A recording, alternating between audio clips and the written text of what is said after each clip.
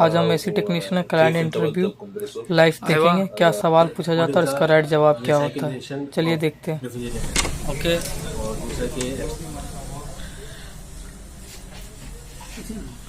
Hello, बढ़िया आपको कौन चीज में इंटरव्यू करने के लिए आए आप? सर, हम एसी टेक्नीशियन में इंटरव्यू करने के लिए आए हैं। पहले किधर काम किया है? सर, पहले हम काम किए ओमान में, दुबई में और सऊदी में। इससे पहले हम काम करके गए हैं।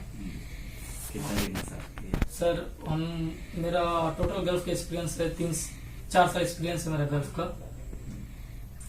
और मेरा जो क्वालिफिकेशन है वो मेरा डिप्लोमा है। हम 2013 में डिप्लोमा किए हैं और उसके बाद टोटल मेरा एक्सपीरियंस अभी है आपका 8 साल का एक्सपीरियंस है, बस 2 इयर्स का डिप्लोमा शॉर्ट टाइम है। अच्छा, आपका अच्छा एक्सपीरियंस है। छोटा मोटा क्वेश्चन है आपके साथ पूछना चाहता है। जी बोलिए। अभी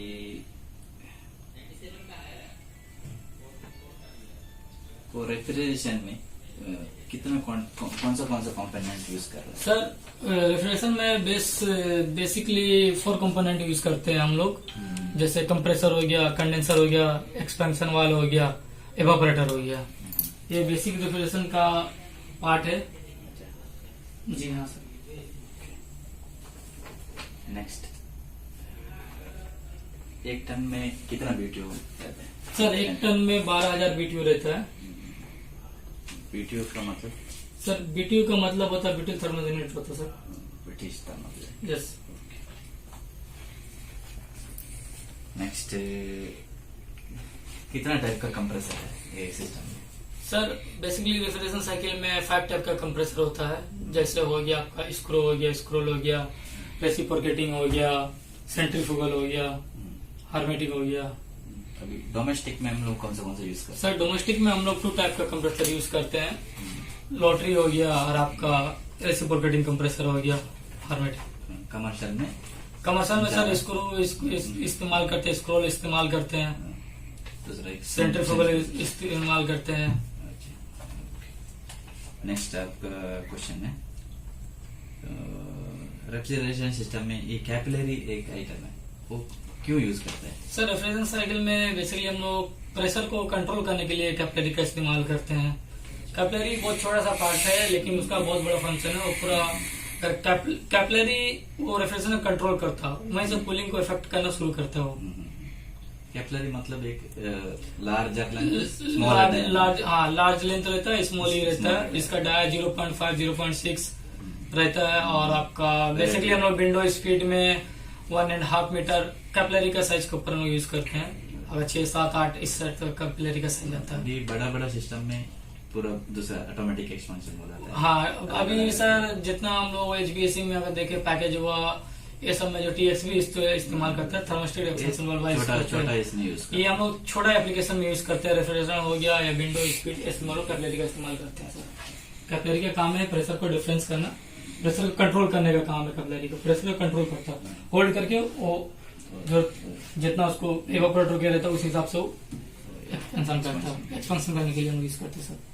नेक्स्ट और एक छोटा क्वेश्चन है, R22 को रेफ्रिजरेशन सिस्टम में यूज करता है।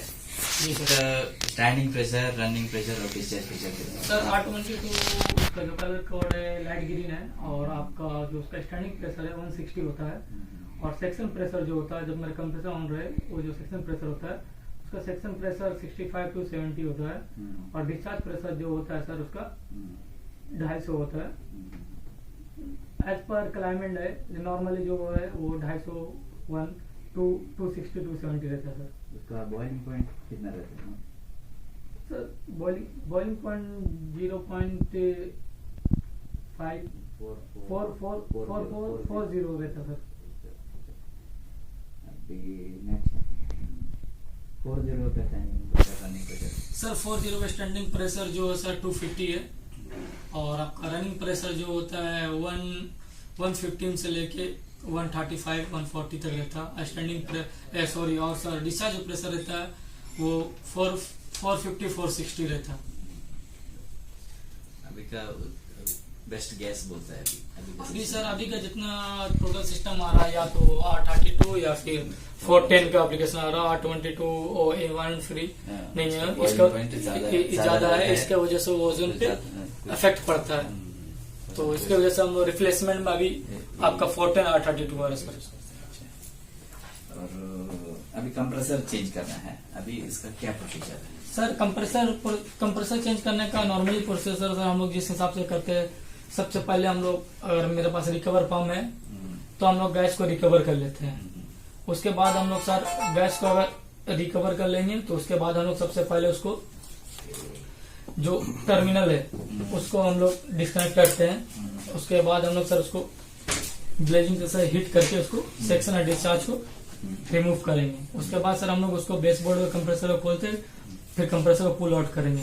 उसके बाद जब दोबारा हम लोग को कंप्रेसर लगाना, नया कंप्रेसर लगाना, तो सबसे पहले हम लोग को श्योर होना होता है कि जो हम लोग न्यू कंप्रेसर लगा रहे हैं वो प्रॉपर सही होना चाहिए, मतलब कि उसका पंपिंग सही होना चाहिए, नॉर्मल एम्पियर होना चाहिए।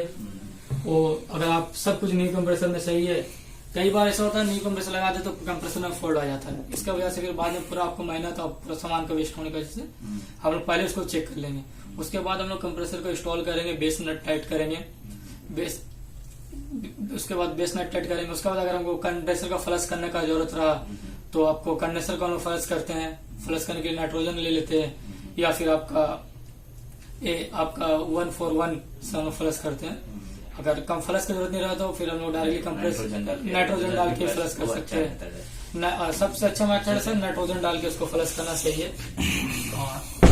तो उसके बाद हम उसको कंप्रेसर को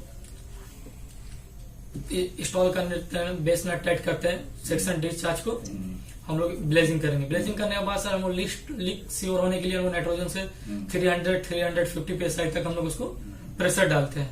अगर मेरा लीक टेस्ट ये सब कुछ ठीक है तो फिर हम नाइट्रोजन को रिलीज कर देते हैं। नाइट्रोजन को रिलीज करने के बाद सर उसको हम वैक्यूम करते हैं। वैक्यूम इसलिए करते हैं सर, उसमें जो मॉइस्चर आ जाता है, मॉइस्चर को रिमूव करने के लिए हम वैक्यूम करते हैं। वैक्यूम करने के बाद अगर वैक्यूम मेरा प्रॉपर हो गया तो उसके बाद हम लोग उसको गैस चार्ज के लिए कनेक्शन करके आइडियल पहले हम लोग गैस डाल देते हैं, उसके बाद हम कंप्रेसर को ऑन करके हम लोग प्रॉपर गैस चार्ज करते हैं। जैसे R22 है तो 60-65 psi तक हम लोग करते हैं, 410 हुआ तो 130-150 तक हम लोग करते हैं सर। यही मेथड है टोटल। फिर उसके बाद हैंड्स चेक करेंगे, नॉर्मल सब कुछ है। ये मेथड है कंप्रेसर चेंज करने का। लाइन पे बैठिए आप, लाइन पे बैठिए। बाद में अभी लास्ट एक क्वेश्चन है, अभी हम लोग पंप डाउन करना है, सिस्टम को पंप डाउन करना है, क्या कर रहे हैं, क्या कैसे प्रोसीजर है सर? पंप डाउन करने का सब मेथड ये है कि सबसे पहले हम लोग पंप डाउन क्यों करने का सर जरूरत है? पंप डाउन इसलिए हम लोग करते हैं क्योंकि अगर हमको मान लीजिए मेरा इंडोर में कुछ प्रॉब्लम, इंडोर को जैसे हमको रिमूव करना होगा तो हम लोग उस जगह पे क्या होता है गैस मेरा वेस्ट ना हो, इसके लिए हम लोग बचत करते उसको हम लोग गैस को मदद करने के लिए पंप डाउन करते हैं, या गैस बैक हम लोग बोलते हैं, पंप डाउन बोलते हैं, उसको हम करते हैं। या फिर एक जगह से दूसरी जगह हम लोग को मशीन शिफ्ट करना हो, इंडोर आउटडोर शिफ्ट करना हो, इस रूम से दूसरा रूम या दूसरे कहीं शिफ्ट हो रहा है क्लाइंट, तो उसका हिसाब से हम लोग उसको पंप डाउन करते हैं। तो सर पंप डाउन करने का सबसे बेस्ट मेथड ये है कि सबसे पहले हम लोग मशीन को ऑन करते हैं। मशीन को ऑन करेंगे, कंप्रेसर ऑन हो जाएगा, 2-3 मिनट रनिंग हो जाएगा। उसके बाद हम लोग कैलरीमीटर और मैनिफोल्ड गेज की मदद से हम लोग ये करते हैं। सबसे पहले हम लोग उसमें डिस्चार्ज को बंद करते हैं, क्योंकि डिस्चार्ज अगर थ्रो करना बंद करेगा तो रिटर्न गैस आना कंप्रेसर में शुरू हो जाता है। हम लोग डिस्चार्ज को बंद करेंगे। डिस्चार्ज को बंद करने के बाद एम्पियर मेरा जैसे 10 का मशीन है 8-9 जा रहा है तो एम्पियर 6, 7, 5, 3 तक आएगा। फिर हम सेक्शन को बंद करना शुरू करते हैं। वैसी गेज में हम अब देखेंगे कि वो जो 65 psi बता रहा है, मतलब R22 है तो वो धीरे धीरे 60, 50, 30 ऐसा जैसे जैसे एम्पियर गिरेगा वैसे प्रेशर भी गिरेगा।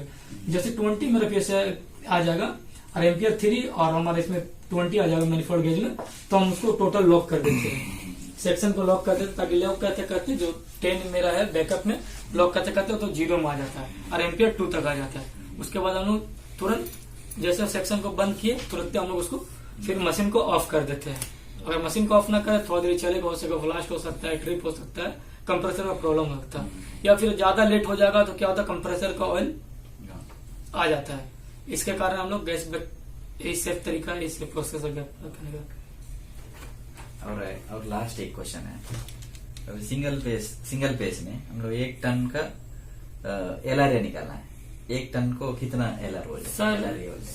सर 1 टन का जो एलआर है सिंगल फेज में सर वो 36 एलआर होता है 1 टन में। 36 सिंगल फेज में 36 होता है। LRA का फुल फॉर्म क्या है? एलआरए का फुल फॉर्म होता है sir lock loader anchor. Okay sir, thank you. अच्छा, सब अच्छा किया, अच्छा सबको आंसर दिया, सही। Okay, thank you. ओके।